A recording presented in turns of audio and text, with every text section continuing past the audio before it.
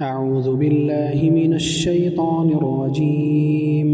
بسم الله الرحمن الرحيم. اقرأ باسم ربك الذي خلق خلق الإنسان من علق اقرأ وربك الأكرم الذي علم بالقلم علم الإنسان ما لم يعلم. محترم حاضرین کرام اور خواتین اسلام، ہر طرح کی تعریف و توصیف، حمد و ستائش، کبریائی اور بڑائی، تحمید، تمجید اور تسبیح اللہ رب العالمین وحدہ لا شریک لہ، خالق کائنات، مالک ارض و سما کے لیے لائق اور زیبا ہے۔ درود اور سلام نازل ہو اس دنیا فانی کی طرف بھیجے گئے تمام انبیاء اور رسول پر بالعموم، اور بالخصوص ہمارے نبی جناب محمد رسول اللہ صلی اللہ علیہ وسلم پر، اللہم صلی وسلم مبارک علیہ۔ حضرات گرامی، گزشتہ 3 جمعوں سے ان لوگوں کے تعلق سے آپ کے سامنے ذکر کیا جا رہا ہے جنہیں کل قیامت کے دن جنت کے 8 دروازوں سے پکارا جائے گا، بلایا جائے گا۔ یہ وہ خوش نصیب افراد ہیں جن کی صفات اور جن کے متعلق وارد احادیث کا ذکر کر کے، ان کو یاد کر کے، ان کو سمجھ کر کے ہم اس بات کی کوشش کریں گے انشاءاللہ کہ اللہ سبحانہ و تعالی ہمیں بھی ان خوش نصیبوں کی فہرست میں شمار کر لیں، کیونکہ یہ اللہ سبحانہ و تعالیٰ کی جانب سے بہت بڑا ایوارڈ ہے، بہت بڑا انعام ہے کہ کسی بھی انسان کو، کسی بھی شخص کو جنت کے 8 دروازوں سے دعوت دی جائے، جنت کے 8 دروازوں سے بلایا جائے۔ اس سے پہلے جن لوگوں کے بارے میں ذکر ہوا، ان میں سے سب سے پہلے اس شخص کے بارے میں ذکر ہوا جو 5 چیزوں کی گواہی دیتا ہے، لا الہ الا اللہ محمد رسول اللہ کی، حضرت عیسیٰ علیہ السلام کے اللہ کے بندے اور اس کے رسول ہونے کی، جنت کے حق ہونے اور جہنم کے حق ہونے کی گواہی دیتا ہے۔ نبی علیہ السلام نے فرمایا کہ وہ شخص ایسا ہے کہ جنت کے 8 دروازوں میں سے جس دروازے سے بھی وہ داخل ہونا چاہے وہ داخل ہو سکتا ہے۔ اس کے بعد جو دوسری حدیث ذکر کی گئی تھی وہ اصول اسلام کے تعلق سے تھی۔ اللہ کے رسول صلی اللہ علیہ وسلم نے فرمایا کہ جو شخص شرک نہیں کرتا، صرف اور صرف خالص اللہ رب العالمین کی عبادت کرتا ہے، نمازوں کی پابندی کرتا ہے، زکوٰۃ ادا کرتا ہے اور حاکم کی بات کو مانتا ہے، اس کی نافرمانی نہیں کرتا، اللہ سبحانہ و تعالیٰ اس کو جنت کے 8 دروازوں میں سے جس دروازے سے داخل ہونا چاہے گا اس کو داخل کرا دے گا۔ تیسری جو حدیث آپ کے سامنے ذکر کی گئی تھی وہ اس شخص کے تعلق سے جو شرک سے اپنے آپ کو محفوظ رکھتا ہے اور ساتھ ہی ساتھ حقوق العباد کا بھی بڑا خیال رکھتا ہے، بندوں کے حقوق کا خیال رکھتا ہے۔ اور بندوں کے حقوق میں سے سب سے بڑی چیز جو ذکر کی گئی تھی وہ یہ کہ کسی کے خون کو ناحق نہیں بہاتا، کسی کا قتل نہیں کرتا، کسی کا مرڈر نہیں کرتا۔ اگر کوئی شخص شرک سے محفوظ ہونے کے ساتھ قتل سے اپنے ہاتھ کو محفوظ رکھ لیتا ہے تو یہ بھی ان خوش نصیبوں میں سے ہوگا جس کو جنت کے 8 دروازوں سے بلایا جائے گا، دعوت دی جائے گی، وہ جس دروازے سے داخل ہونا چاہے گا وہ داخل ہو جائے گا۔ بقیہ 3 حدیثیں ہیں، انشاءاللہ میں آج کے اس خطبہ جمعہ میں ان تمام احادیث کو ذکر کرنے کی کوشش کروں گا۔ جو اس کے علاوہ جو اگلی حدیث ہے، صحیح بخاری اور صحیح مسلم کی روایت ہے، حضرت ابو ہریرہ رضی اللہ تعالی عنہ راوی حدیث ہے، فرماتے ہیں کہ اللہ کے رسول صلی اللہ علیہ وسلم نے فرمایا من انفق زوجین فی سبیل اللہ نودی من ابواب الجنہ یا عبد اللہ ھذا خیر۔ جو بندہ بھی اپنے مال میں سے جوڑے اللہ رب العالمین کی راہ میں خرچ کرے تو اس کو جنت کے تمام دروازوں سے پکارا جائے گا، تمام دروازوں سے دعوت دی جائے گی، یا عبد اللہ ھذا خیر۔ اہل علم نے اس کی تفسیر کرتے ہوئے کہا یا عبد اللہ ھذا خیر، آپ نے کہا کہ یا عبد اللہ ھذا خیر، یہ ہر دروازے کے فرشتے کی آواز ہوگی، وہ کہے گا کہ اے اللہ کے بندے یہ دروازہ تیرے لیے بہتر ہے تو اس دروازے سے داخل ہو جا۔ یعنی جتنے فرشتے ہوں گے وہ ہر الگ الگ دروازوں پر متعین ہوں گے، ہر فرشتہ اس کو اپنے دروازے سے داخل ہونے کی دعوت دے گا کہ تو اس دروازے سے آ جا، تیرے لیے یہ دروازہ زیادہ بہتر ہے، تیرے لیے یہ دروازہ زیادہ اچھا ہے، یا عبد اللہ ھذا خیر، اے اللہ کے بندے یہ دروازہ تیرے لیے سب سے زیادہ بہتر ہے۔ اللہ کے رسول صلی اللہ علیہ وسلم نے فرمایا کہ جو شخص دو چیزوں کو یعنی جوڑا اللہ رب العالمین کی راہ میں خرچ کرے۔ جوڑا خرچ کرنے کا کیا معنی ہے؟ ایک دوسری روایت اس کی وضاحت کرتی ہے، سنن نسائی کی روایت ہے، حضرت ابو ذر رضی اللہ تعالی عنہ راوی حدیث ہے، آپ فرماتے ہیں کہ اللہ کے رسول صلی اللہ علیہ وسلم نے فرمایا ما من عبد مسلم ينفق من كل مال له زوجين في سبيل الله الا استقبلته حجبة الجنة كلهم يدعوه الى ما عنده۔ نبی علیہ السلام نے فرمایا کہ جو بھی مسلمان بندہ اپنے ہر مال میں سے، اپنے مال کی، اس کے مال کی جتنی قسمیں ہیں، جتنے انواع ہیں، اپنے ہر مال میں سے وہ جوڑے اللہ رب العالمین کی راہ میں خرچ کرتا ہے، تو جنت کے جتنے بھی داروغے ہیں، جنت کے دروازوں کے اوپر جتنے بھی متعین فرشتے ہیں، وہ سب کے سب اس کا استقبال کریں گے. کلہم یدعوہ الی ما عندہ، اور ہر فرشتہ اپنے دروازے کی طرف اس کو بلائے گا، اپنے دروازے سے داخل ہونے کی دعوت دے گا. اللہ کے رسول صلی اللہ علیہ وسلم نے جب یہ حدیث بیان فرمائی، ابو ذر رضی اللہ تعالیٰ عنہ بیان فرماتے ہیں، قلت یا رسول اللہ، میں نے کہا اللہ کے رسول صلی اللہ علیہ وسلم، وکیف کان ذلک، یہ کیسے ہوگا؟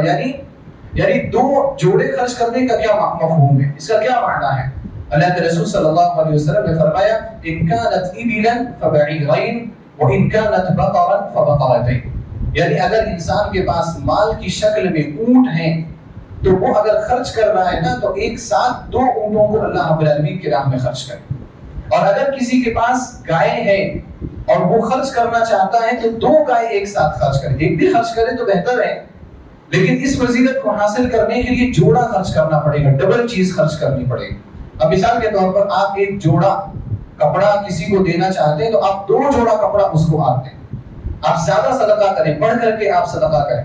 آپ کسی کو کوئی بھی سامان دینا چاہتے ہیں، گفٹ کرنا چاہتے ہیں، ہدیہ دینا چاہتے ہیں، صدقہ بھی دینا چاہتے ہیں، تو کوشش اس بات کی ہو کہ ڈبل وہ چیز اگر آپ دیں گے تو اللہ سبحانہ و تعالیٰ ان بہترین لوگوں کی فہرست میں آپ کا شمار کرے گا.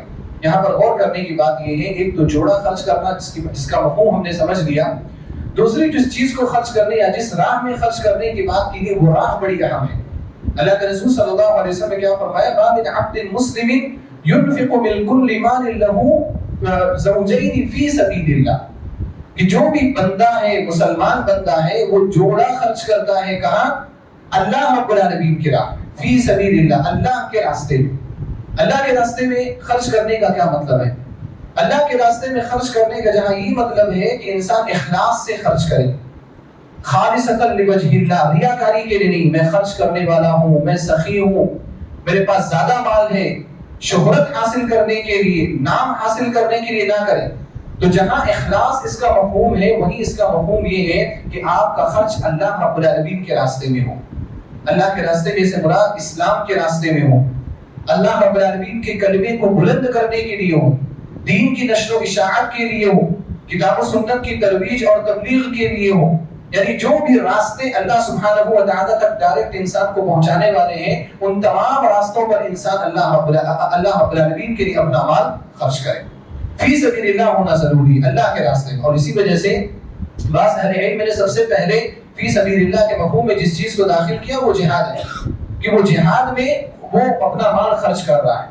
اور نبی علیہ السلام کی جو توضیح ہے، اس توضیح سے بھی یہ پتہ چلتا ہے کہ یہ جہاد کے تعلق سے، کیونکہ اللہ کے رسول صلی اللہ علیہ وسلم نے اس کی وضاحت کرتے ہوئے کیا کہا کہ اگر آپ کے پاس اونٹ ہے تو 2 اونٹ آپ اللہ کی راہ میں دے دو.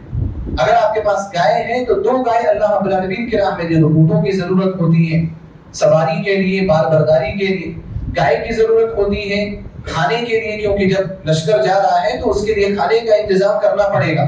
تو جہاد سے اس چیز کو جوڑا جائے، جو جہاد سے جوڑا ہے. اہل علم نے کہ جہاد میں جو اس طرح سے خرچ کرتا ہے، لیکن بہت سارے اہل علم نے اس کو عام بھی رکھا ہے کہ فی سبیل اللہ، اللہ کے راستے میں جو بھی آپ خرچ کریں، ڈبل خرچ کرتے ہیں، اللہ رب العالمین کی جانب سے یہ چیز آپ کو حاصل ہو جائے گی.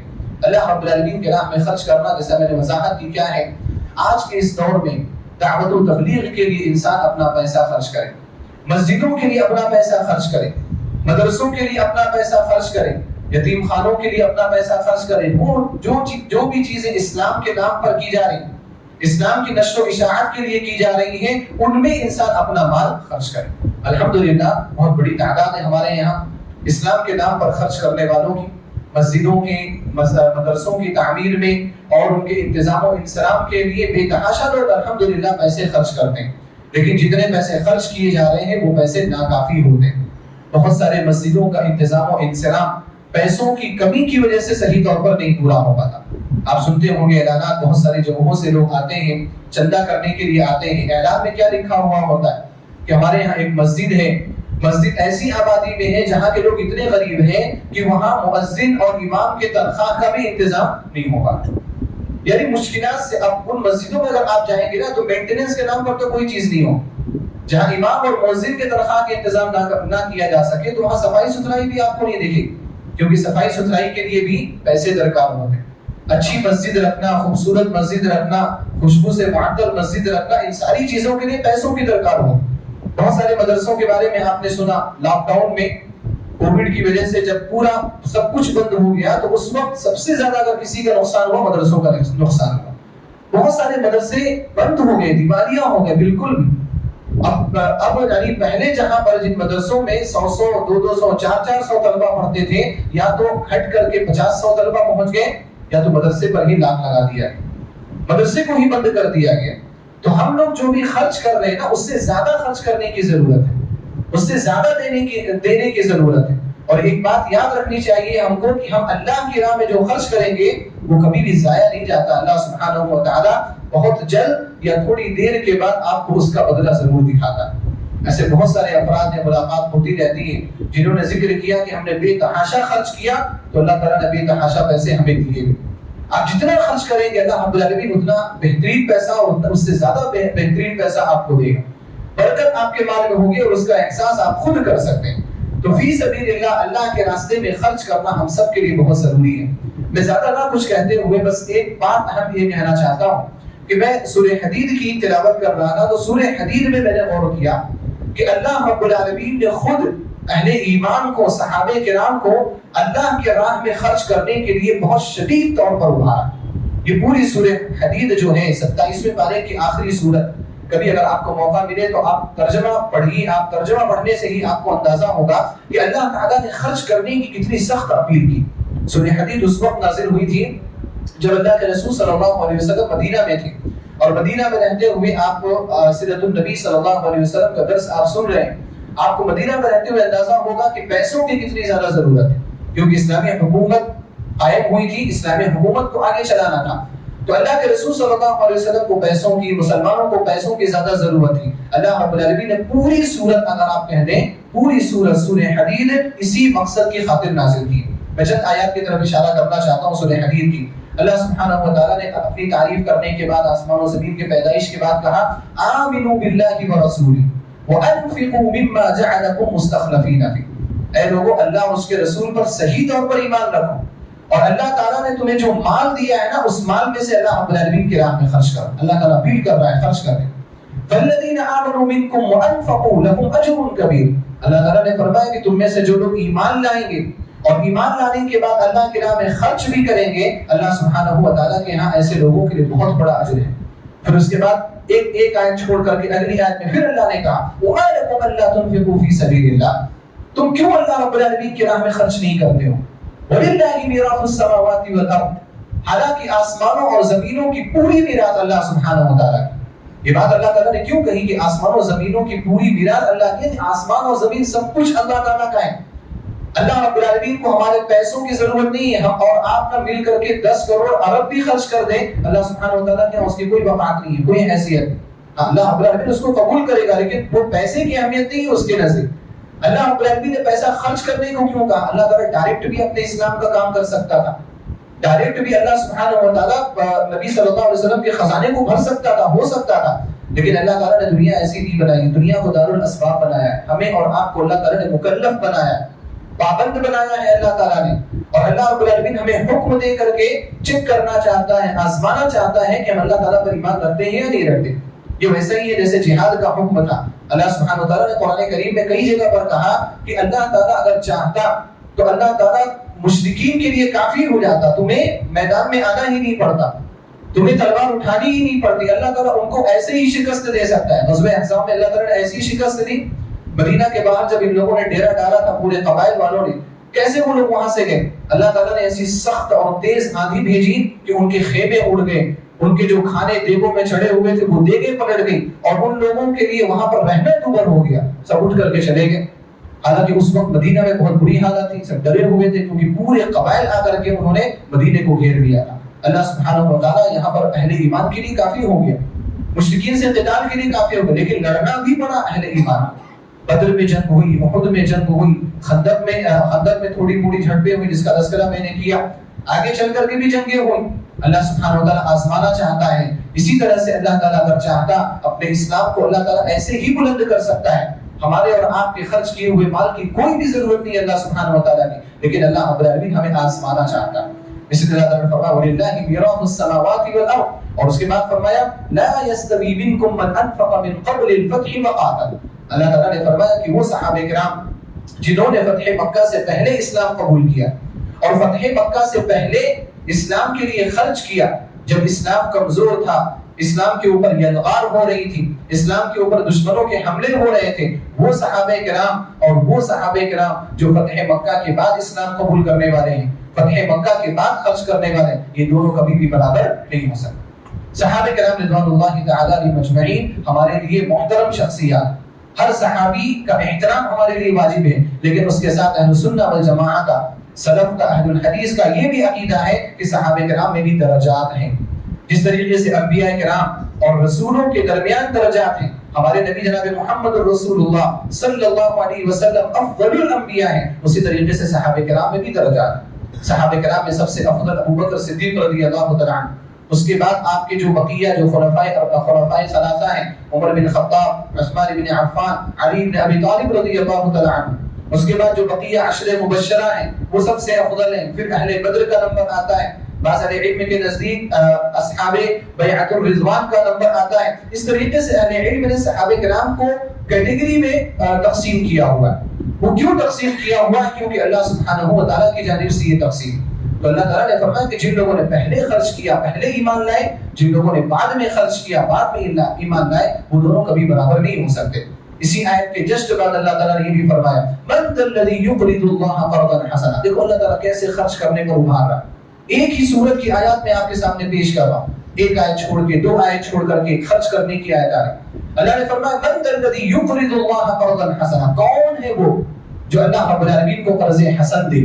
اللہ رب العالمین کو قرض دینے کے بعد خود اللہ تعالیٰ نے کہ ہم خرچ کر رہے ہیں، یہ خرچ ضائع نہیں جاتا. اس کو اللہ تعالیٰ اتنا رحیم ہے، اتنا ودود ہے کہ اللہ تعالیٰ اس کو قرض سمجھ رہا ہے.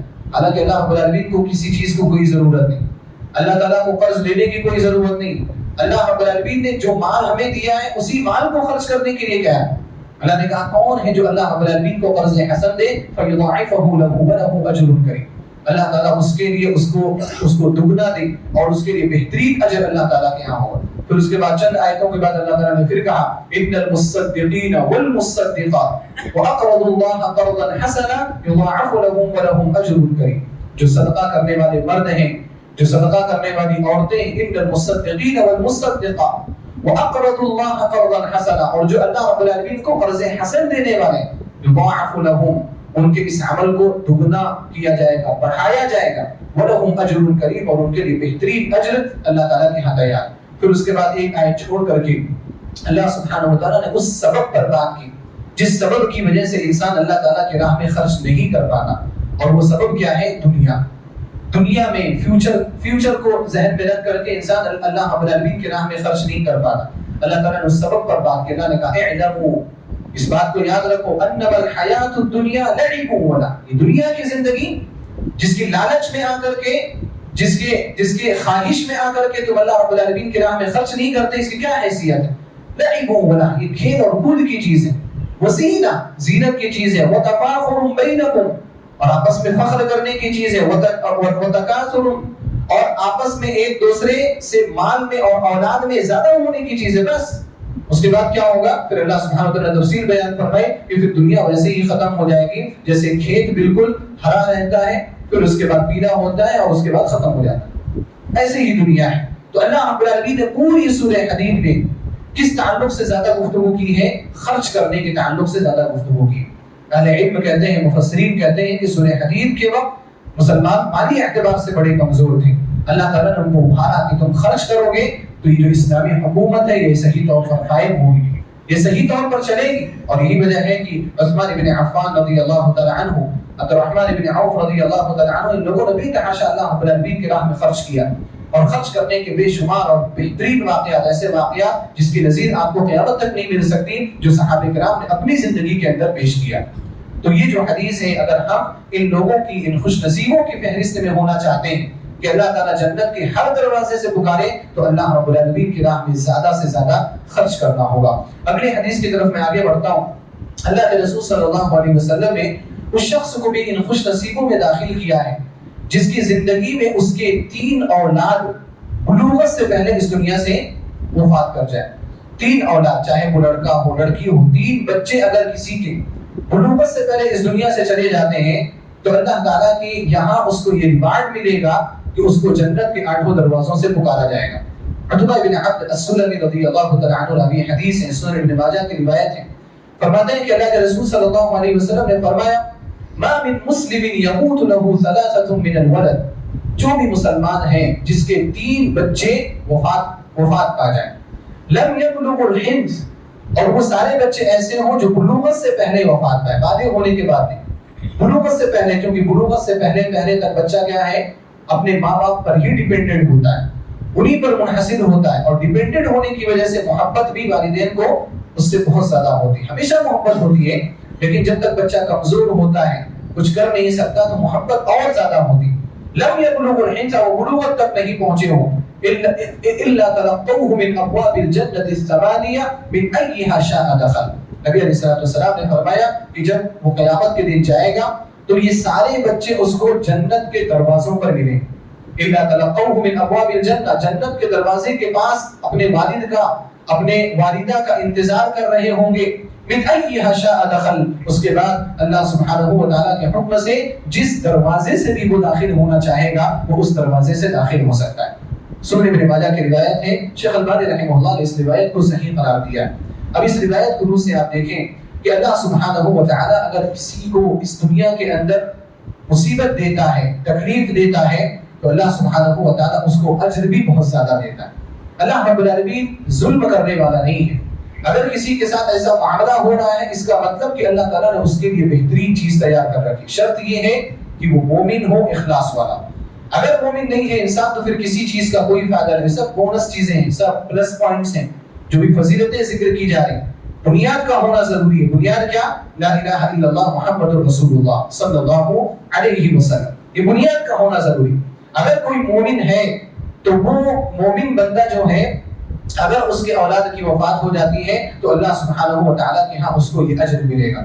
بچوں کی جو محبت ہوتی ہے بہت زیادہ شدید ہوتی ہے، بہت زیادہ لگاؤ ہوتا ہے، بچہ گر جائے، بچے کو خروش لگ جائے، والدین کو رہا نہیں جاتا، والدین تڑپ اٹھتے ہیں بچوں کی بیماریوں کی وجہ سے، اور پھر بچہ چاہے جیسا بھی، یہ اللہ سبحانہ و تعالیٰ کی جانب سے نا ودیعت کردہ رحم ہے، یہ فطری چیز ہے۔ ہر والد، ہر والدہ اپنے بچے سے بے انتہا محبت کرتے ہیں۔ حضرت یعقوب علیہ السلام کو یاد کریں، جب یوسف علیہ السلام کو بھائیوں نے کنویں میں ڈال دیا، یوسف علیہ السلام اپنے والد سے جدا ہو گئے حضرت یعقوب علیہ السلام سے، تو حضرت یعقوب علیہ السلام بہت پریشان ہوئے، بہت روئے، فصبر جمیل کہا، لیکن رونے کے باوجود بھی کیا کہا کہ میں بس صبر کر لیتا ہوں، واللہ المستعان علی ما تصفون، اللہ رب العالمین سے میں مدد طلب کرتا ہوں ان ساری باتوں پر جو تم لوگ بیان کر رہے ہو، پتہ نہیں تم صحیح بیان کر رہے ہو یا غلط بیان کر رہے ہو۔ پھر اس کے بعد واقعہ ہوا، بنیامین بھی چلے گئے، یوسف کے ساتھ بنیامین بھی چلے گئے۔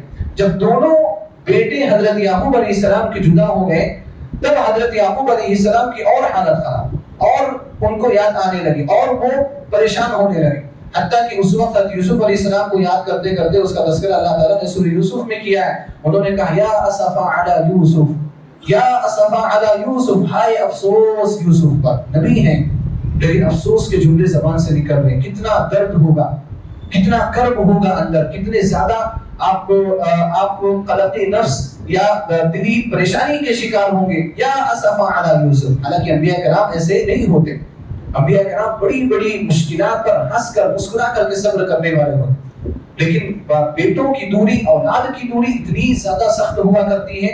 یا اسفا علی یوسف، ہائے افسوس یوسف پر، یہ کہتے رہتے تھے۔ اللہ تعالیٰ نے فرمایا وَبِيَضَّتْ عَيْنَاهُ مِنَ الْحُزْنِ، اور غم کی وجہ سے، رونے کی وجہ سے ان کی آنکھیں سفید ہو گئی، وَهُوَ كَظِيمٌ، اور وہ بہت زیادہ نڈھال ہو گئے تھے، اتنے زیادہ کمزور اور اتنے زیادہ پریشان ہو گئے کہ جو ان کے بیٹے تھے حضرت یعقوب علیہ السلام کے دوسرے بیٹے، انہوں نے کہا تَاللَّهِ تَفْتَأُ تَذْكُرُ يُوسُف حَتَّى تَكُونَ حَرَضًا أَوْ تَكُونَ مِنَ الْهَالِكِينَ، اللہ کی قسم آپ یوسف کا اتنا زیادہ ذکر کرتے ہیں، ایسا لگ رہا ہے کہ آپ بھول جائیں گے، آپ کو وفات آ جائے گی، آپ کو موت آ جائے گی، آپ موت کی طرف قریب جا رہے ہیں، اتنا زیادہ پریشان ہو گئے۔ انہوں نے کہا قال انما اشکو بثی وحزنی الی اللہ، تم لوگوں سے کیا لینا دینا، میں تمہارے سامنے تھوڑی شکایت کر رہا ہوں، تمہارے سامنے نہیں آ کر کے رو رہا ہوں، میں اپنے غم کی، اپنے مصیبت کی شکایت کس سے کر رہا ہوں؟ اللہ سبحانہ و تعالیٰ سے کر۔ انما اشکو بثی وحزنی الی اللہ واعلم من اللہ ما لا تعلمون، اور مجھے اللہ رب العالمین سے ایسی امید ہے جو تم کو نہیں ہے، میں اللہ تعالیٰ کے بارے میں وہ چیزیں جانتا ہوں جو تم نہیں جانتے۔ اللہ رب العالمین کہاں سے راہ نکالتا ہے اپنے بندے کے لیے اللہ تعالیٰ جانتا ہے۔ حضرت یعقوب علیہ السلام غم کے شکار بھی تھے، لیکن ساتھ میں اللہ سبحانہ و تعالیٰ کے اوپر امید بھی تھی، اس وجہ سے اللہ رب العالمین نے یوسف علیہ السلام کو دوبارہ ان کے پاس بھیجا۔ یوسف علیہ السلام پلٹ کر کے آئے، بلکہ یوسف علیہ السلام نے ہی اپنے والد کو اور اپنے پورے گھر والوں کو اپنے شہر میں مصر میں بلا لیا۔ تو یہ بچے کی پریشانی ہوتی ہے۔ ہمارے نبی جناب محمد رسول اللہ صلی اللہ علیہ وسلم بھی اس طرح سے گزرے ہیں۔ آپ صلی اللہ علیہ وسلم کو اتنی آزمائشیں پیش آئیں کہ وہ آزمائشیں اگر رہتی تو وہ کافی ہو جاتی، لیکن ان آزمائشوں کے ساتھ ساتھ اولاد کے جانے، اولاد کی وفات کی آزمائش بھی نبی صلی اللہ علیہ وسلم کے ساتھ پیش آئی۔ اللہ کے رسول صلی اللہ علیہ وسلم کے 3 بیٹوں کی وفات ہوئی۔ عبداللہ قاسم کی وفات ہوئی جو سب سے بڑے تھے، اس کے بعد عبداللہ کی بھی وفات ہوئی، اور اس کے بعد ابراہیم کی بھی وفات ہوئی۔ یعنی اللہ کے رسول صلی اللہ علیہ وسلم خود اس حدیث کے مفہوم میں داخل ہیں، کیونکہ آپ کے 3 بیٹے، 3 اولاد بلوغت سے پہلے اس دنیا سے چلے گئے۔ یا قاسم کی جو وفات ہوئی، اہل سیر ذکر کرتے ہیں سیرت نگاہ کہ 2 سال کی عمر میں ان کی وفات ہوئی۔ اسی طرح سے عبداللہ کی جو وفات ہوئی وہ بھی 2 سال کی عمر میں اس دنیا سے چلے گئے۔ تیسرے بیٹے تھے جو ابراہیم رضی اللہ تعالی عنہم اجمعین، یہ جو ان کی وفات ہوئی تقریباً سن 10 ہجری میں، اور ان کی عمر اس وقت 16 مہینے کی تھی۔ 16 مہینے کی عمر، یعنی 2 سال کے اندر اندر سارے بچے نبی صلی اللہ علیہ وسلم کی اس دنیا سے چلے گئے۔ اور جب ابراہیم کی وفات ہوئی تو اللہ کے رسول صلی اللہ علیہ وسلم بہت پریشان ہوئے۔ صحیح بخاری سے مسلم میں روایت ہے، حضرت انس رضی اللہ تعالیٰ عنہ اپنی حدیث ہے کہتے ہیں کہ جب ابراہیم پیدا ہوئے تھے، اللہ کے رسول صلی اللہ علیہ وسلم بہت خوش تھے، اور خوش ہونے کی بات کیا تھی، کیونکہ جب ان کے بیٹے کی وفات ہوئی تھی نا، عبداللہ کی، جن کو طیب اور طاہر بھی کہا جاتا ہے، تو اس وقت ظالموں نے نبی صلی اللہ علیہ وسلم کی ہنسی اڑائی تھی۔ ان لوگوں نے کہا تھا کہ محمد صلی اللہ علیہ وسلم کی نسل ہی ختم ہو گئی۔ پھر جب ہجرت کرنے کے بعد مدینہ میں ابراہیم کی پیدائش ہوئی، آپ علیہ السلام بہت خوش ہوئے، اور آپ نے ابراہیم کو ایک شخص کے پاس جا کر کے چھوڑ دیا جہاں وہ دودھ پیا کرتے تھے، جیسا کہ عرب میں ماحول تھا۔ ابو سیف القین نام ہے ان کا، جن کے پاس نبی علیہ السلام نے ان کو چھوڑا ہے۔ حضرت انس رضی اللہ عنہ بیان فرماتے ہیں کہ اللہ کے رسول صلی اللہ علیہ وسلم وقفے سے جاتے رہتے تھے، ابراہیم کو گود میں لیتے، ان کو بوسہ دیتے، ان سے پیار کرتے، ان کو سونگتے، اور اس کے بعد ان کو وہاں پر چھوڑ کر کے آ جاتے۔ کہتے ہیں کہ ایک مرتبہ طبیعت خراب ہوئی ابراہیم کی، بتایا گیا کہ ابراہیم کی طبیعت خراب ہے۔ اللہ کے رسول صلی اللہ علیہ وسلم گئے، آپ صلی اللہ علیہ وسلم نے ان کو گود میں لیا، اور اس وقت جاگری کا عالم تھا، بالکل آخری سانسیں ابراہیم کی چل رہی تھی۔ اللہ کے رسول صلی اللہ علیہ وسلم نے ان کو گود میں لیا، اور آپ ان کو بوسہ کر رہے تھے، آپ ان کو پیار کر رہے تھے ابراہیم کو، اور اسی حالت میں ابراہیم کی روح قبض ہو گئی۔ کتنی دردناک بات ہوگی کسی باپ کے لیے کہ اس کے گود میں اس کا بیٹا آخری سانسیں ہے، وہ اپنے بیٹے کو، اپنی اولاد کو اپنی آنکھوں سے دیکھ رہا کہ وہ آخری سانسیں لے رہا۔ کتنی زیادہ مصیبت، کتنی زیادہ کرب کی بات ہو۔ اللہ کے رسول صلی اللہ علیہ وسلم کے گود میں جب ان کی وفات ہوئی ابراہیم کی، اللہ کے رسول صلی اللہ علیہ وسلم رو پڑے، نبی صلی اللہ علیہ وسلم کی آنکھوں سے آنسو جاری ہو گئے۔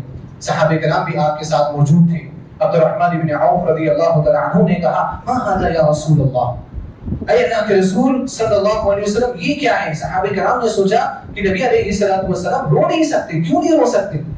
آپ صلی اللہ علیہ وسلم انسان نہیں ہیں، آپ صلی اللہ علیہ وسلم بشر نہیں ہیں، آپ صلی اللہ علیہ وسلم کا دل نہیں ہے، آپ کے جذبات نہیں ہیں، آپ کے احساسات نہیں ہیں، لیکن نبی علیہ السلام کیوں نہیں رو سکتے؟ صحابہ کرام کو یہ پتا تھا کہ اللہ کے رسول صلی اللہ علیہ وسلم انسان ہونے کے ساتھ ساتھ عزیمت والے ہیں، صبر والے ہیں، پختہ ارادے والے ہیں۔ یہ چھوٹی چھوٹی چیزیں آپ کے لیے میٹر نہیں کرتی، لیکن نبی علیہ السلام کی آنکھوں سے آنسو جاری ہوئے۔ عبد الرحمن بن عوف رضی اللہ عنہ نے کہا، اے اللہ کے رسول صلی اللہ علیہ وسلم یہ کیا ہے؟ نبی علیہ السلام نے فرمایا، انھا رحمہ، یہ رحمت ہے، یہ باپ کی محبت ہے بیٹے کے تعلق سے۔ عبد الرحمن بن عوف رضی اللہ عنہ پھر پلٹ کر کے سوال کیا، اے اللہ کے رسول صلی اللہ علیہ وسلم آپ رو رہے ہیں؟ نبی علیہ السلام نے فرمایا، ان العین تدمع والقلب يحزن ولا نقول الا ما يرضي ربنا وانا بفراقك يا ابراهيم لمحزونون. نبی علیہ السلام نے فرمایا کہ آنکھ آنسو بہا رہی ہے، دل غمگین ہے، دل میں غم ہے، اور ہم اس حالت میں بھی اپنی زبان سے وہی کلمات ادا کریں گے جو ہمارے رب کو راضی کریں. اللہ اکبر، سبحان اللہ. آپ دیکھیں یہ عقیدہ ہے، یہ وہ عقیدہ ہے جو نبی علیہ السلام نے ہمیں سکھایا ہے. کسی کی بھی وفات ہو جائے، کیسے بھی حالات ہو، تقدیر پر اعتراض کرنے والے جملے نہیں ہونے چاہیے.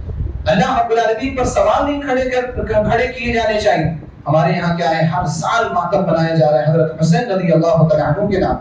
حضرت حسین رضی اللہ تعالیٰ عنہ کے نانا انہوں نے کیا عقیدہ سکھایا؟ وَلَا نَقُولُ إِلَّا مَا يُرْضِي رَبَّنَا. اس حالت میں بھی ہم وہی کہیں گے جو ہمارے رب کو راضی کرے. اور کہا وَإِنَّا بِفِرَاقِكَ يَا إِبْرَاهِيمُ لَمَحْزُونُونَ. اور اے ابراہیم، آپ کی جدائی کی وجہ سے ہم سب غمگین ہیں، ہم سب غم میں ہیں. نبی علیہ السلام نے اس کے بعد ان کے کفن اور دفن کا انتظام کیا.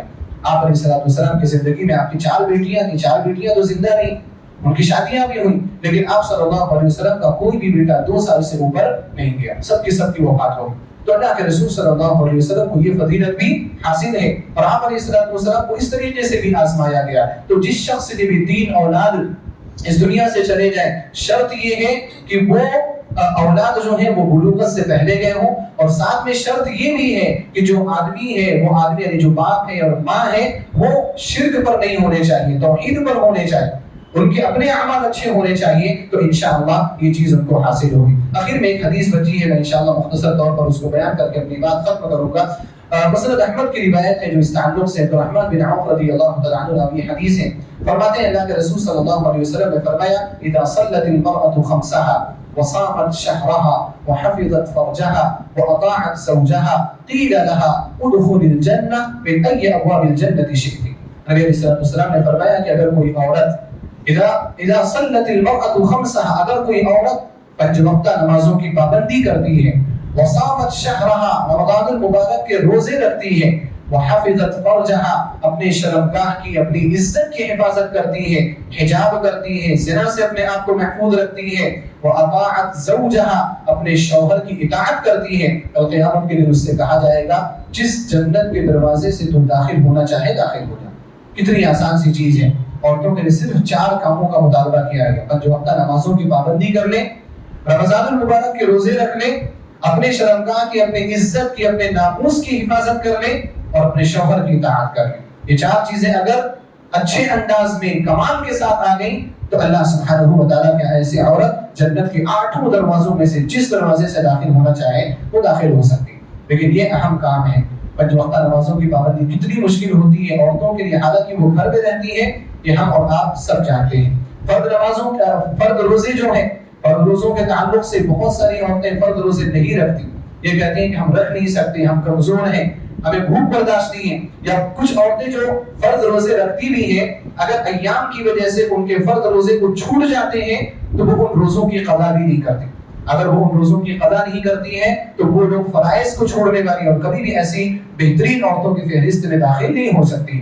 حفظت فرجہا، شرمگاہ کی حفاظت کرنا، عزت و ناموس کی حفاظت کرنا ایک فتنے کا دور ہے. یہاں پر بہت ساری چیزیں کہی جا سکتی ہیں، لیکن بس یہی کہ حجاب کرو. حجاب کے بغیر آپ کے ناموس کی حفاظت ہو ہی نہیں سکتی. حجاب کے بغیر آپ کی عزت کی حفاظت ہو ہی نہیں سکتی. اور فتنے بہت زیادہ ہیں، شہوات کے فتنے ہیں، شبہات کے فتنے، ان سارے فتنوں سے عورتوں کو بالخصوص اپنے آپ کو محفوظ رکھنے کی ضرورت. اور آخری چیز یہ کہ اگر عورت شادی شدہ ہے تو اپنے شوہر کی اطاعت کرے. اہل علم نے یہ ذکر کیا ہے کہ شوہر کی اطاعت سے اللہ رب العالمین کی اطاعت آتی ہے. اسی وجہ سے شوہر کی اطاعت کو زیادہ ہائی لائٹ کیا گیا ہے اسلام کے اندر. جو عورتیں شوہروں کی صحیح طور پر اطاعت کرتی ہیں وہ دین میں بھی اچھی ہوتی، اور جو عورتیں شوہروں کی اطاعت صحیح طور پر نہیں کر پاتی وہ دین میں بھی اچھی نہیں ہوتی ہے. اس تعلق سے تفصیلی طور پر کئی مرتبہ گفتگو آپ کے سامنے آ چکی ہے.